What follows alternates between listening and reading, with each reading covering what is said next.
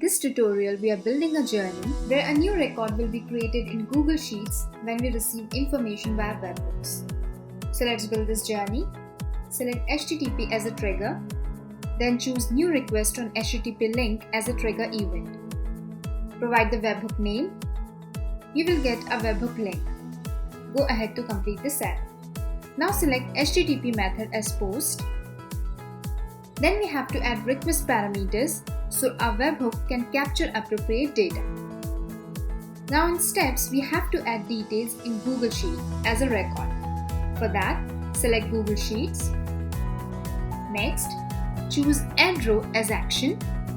Select an existing connection and click on Link an Account. Select the spreadsheet. Choose Appropriate Sheet.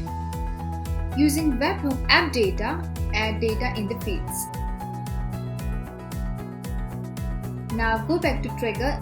To set up a webhook, copy the URL, then paste it in our standard HTML form and save it as an HTML file in Form Action. Then open it using the browser. Whenever we submit the details via this form, Webhook will capture the details. We are ready with our journey. Click on Save Changes and Start Journey.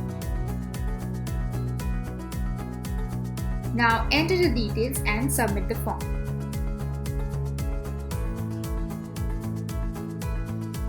Once submitted, go back to our journey to check journey execution. Yes, it is executed successfully. Now go to Google Sheets. We can see a row has been added with details submitted via form.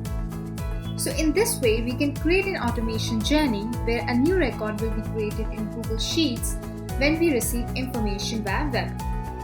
I hope you liked this video. To know more and get help in building automation journeys, visit quickwork.co.